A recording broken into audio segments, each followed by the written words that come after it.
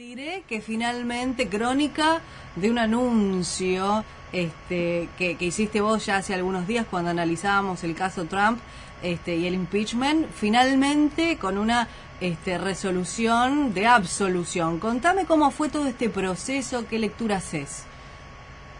Mira, Milagros, sí, en cierta forma podemos decir de que era bastante previsible el resultado final, en el sentido de que el Partido Republicano, al tener un predominio en el Senado, como te decía la otra vez, una situación muy análoga a la que se da acá en Argentina con el peronismo, que tiene un predominio territorial de las provincias. Allá ocurre algo similar, que el Partido Republicano tiene mucho control de los estados, entonces era muy difícil pasar esa muralla para el Partido Demócrata, y yo creo que en cierta forma eso era un cálculo, que estaba, yo te diría, bastante, en la cabeza de todos los participantes y de todos los analistas políticos en Estados Unidos. Ahora, el tema sí es que de la forma en que transcurrió esto, en cierta forma, yo creo que fue un gran blooper para el Partido Demócrata, en el sentido de que el objetivo de ellos, que era exponerlo a Trump ante la opinión pública, en cierta forma eso no se logró, porque había un objetivo muy importante que tenían ellos, que era el tema de que desfilaran testigos, sobre todo testigos del entorno de Trump, que fueran bajo juramento a declarar en contra de él, y eso ellos no lo lograron, no pudieron imponer un procedimiento para la realización del impeachment. Entonces todo esto terminó, como yo había escrito en una columna hace un tiempo en Perfil, de alguna manera me parece que marcó el inicio de la campaña, siendo un gran batacazo a favor de Trump para el inicio de la campaña electoral, que termina, por supuesto, con la elección de los primeros días de noviembre. Ahora, yo creo que hay algo también de que me parece de que fue un gran blooper por el lado del Partido Demócrata, en el sentido de que hay algo muy importante que yo creo que conversamos el otro día algo con vos, Milagros, cuando hablábamos del tema del Brexit, el tema que han habido transformaciones a nivel del electorado, de la opinión pública muy importante en los últimos años, en Estados Unidos en particular, que hay fracturas muy visibles a nivel del electorado americano, que en el año 2016 en la elección se hicieron muy nítidas, en el sentido de que vos tenés hoy fracturas que se dan a nivel, por ejemplo, etario, o sea, las personas mayores votan mayoritariamente por el Partido Republicano, y después también estas cortes a nivel del electorado se dan también a nivel de raza, por ejemplo. Uno ve nítidamente que los votantes de raza blanca, sobre todo los que no tienen educación universitaria, han votado, se han inclinado mayormente por Trump en las últimas elecciones. Uno ha visto que, el votante, sobre todo el más educado, ha votado a favor del Partido Demócrata. Entonces, hay algo que es muy importante, es que generalmente en el comportamiento político, electoral, hay algo que se da, que más allá de que históricamente los partidos siempre tienen su base de adherentes propia, hay un electorado fluctuante que uno podría calcular en alrededor de un 10% más o menos del electorado, que siempre se va moviendo a favor de uno y de otro de acuerdo a las circunstancias, si gusta de uno u otro candidato. Bueno, esto en los últimos años ha habido esto que le llaman grieta, una polarización muy grande a nivel del electorado en Estados Unidos. Entonces, este tipo de movidas, como el caso del impeachment, quizás hace unos años atrás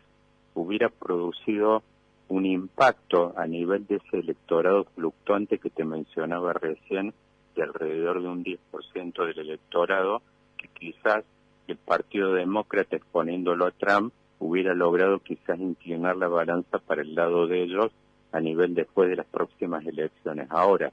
como te decía yo, en los últimos años han ocurrido estas transformaciones, estas grietas, fracturas tan grandes a nivel electoral, que hacen de que este tipo de movidas políticas no tengan ningún impacto a nivel de la captación de votantes, digamos, del otro candidato, sino simplemente lo que hacen es reforzar y galvanizar los electorados propios que tiene cada uno. Puntualmente, con este tema del impeachment, uno lo que ve es que los votantes de Trump se hacen más trumpistas, más fanáticos, digamos, respaldando a Trump, y lo ven esto como una causa ya inclusive de tipo nacional, y los votantes demócratas lo único que hacen también es reforzar su percepción de que Trump es corrupto, de que, digamos, es un presidente que no está en condiciones de seguir llevando adelante el país, pero uno lo que ve es de que con estas grietas, estas digamos, cortes tan profundos que ha habido en los últimos años en el comportamiento electoral, este tipo de procedimientos lo único que han hecho es simplemente reforzar las percepciones previas y galvanizar más los electorados cautivos de cada uno. Es muy interesante esto que decís, y podemos incluso hasta compararlo con lo que sucede en la Argentina, ¿no? Cristina Fernández, el macrismo, los procesos en el medio, y esto de reforzar las creencias y la percepción, ¿no?, de los electorados es muy interesante. Y te pregunto, ¿quién votó a Trump presidente? ¿Cuál es la base firme, más allá de esta cuestión de fragmentación y fluctuación del electorado? ¿Quiénes votaron en su momento a Donald Trump? Bueno, uno lo que ve en los últimos años es increíble, porque a Trump lo ha votado, sobre todo donde él hizo gran diferencia fue en los estados del Medio Oeste, que eran los estados, digamos, donde se concentraba la actividad industrial manufacturera, digamos, tradicionalmente le llaman los estados del cinturón oxidado en Estados Unidos, justamente cinturón oxidado porque era el núcleo, algo que para ustedes es muy familiar en San Nicolás, digamos que era el núcleo de toda la actividad siderúrgica, la industria del acero, la industria metalúrgica en Estados Unidos, toda esa zona. Bueno, esos han sido tradicionalmente, hasta los años, te diría hasta principios de los años 90, han sido votantes tradicionales del Partido Demócrata. Son los votantes en general, que son obreros, como le llaman allá, de cuello azul, digamos que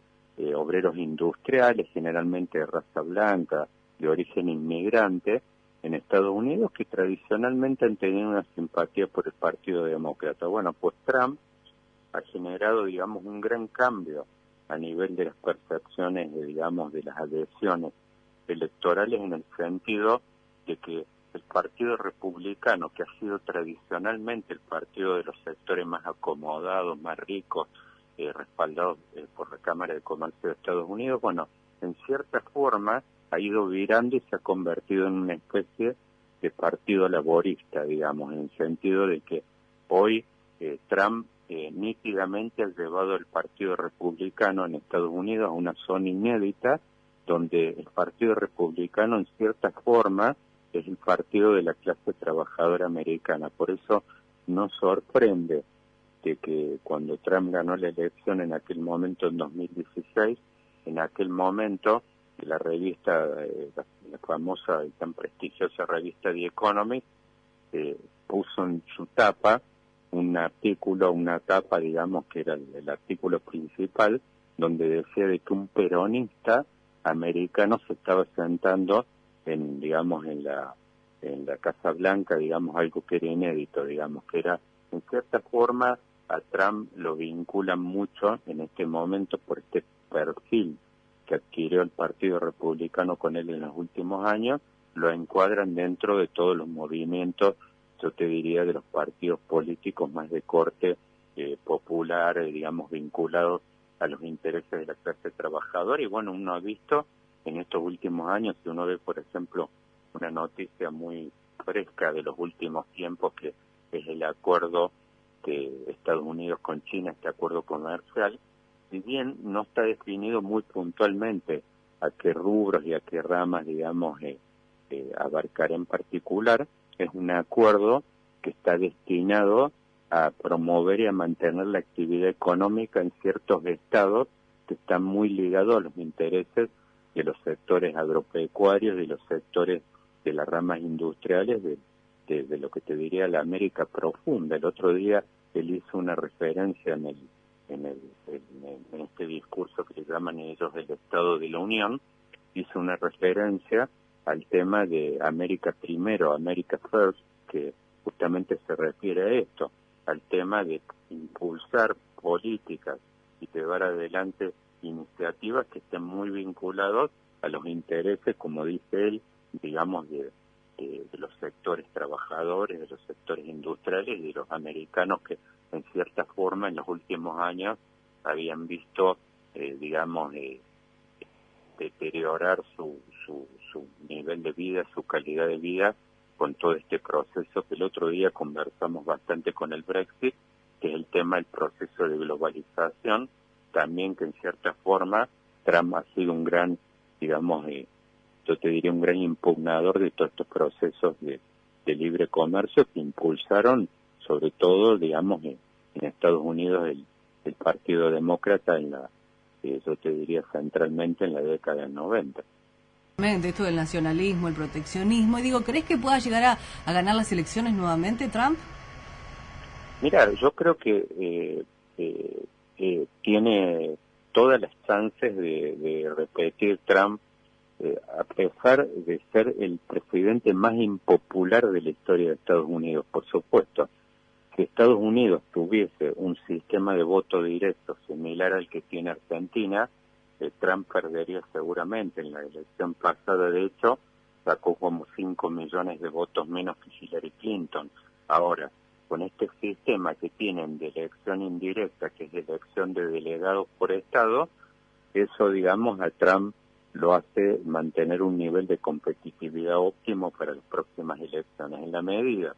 yo te diría que la economía americana crezca con un piso de 2%, más o menos como es previsto este año, que no tenga ningún cimbronazo importante,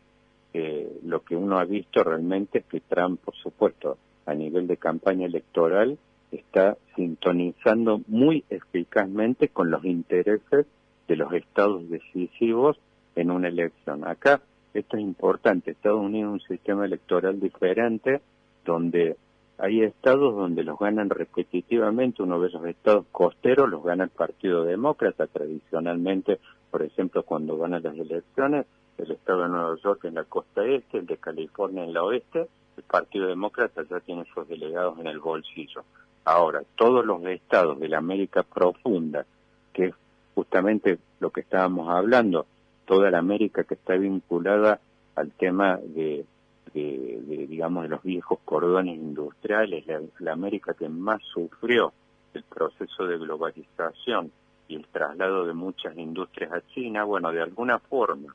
toda esta política de Trump de haber levantado estas banderas del proteccionismo, de cuidar a los sectores industriales, todos los que estaban vinculados con el tema de las industrias, acero, siderurgia, digamos, el tema de sectores agropecuarios, bueno, toda esa política,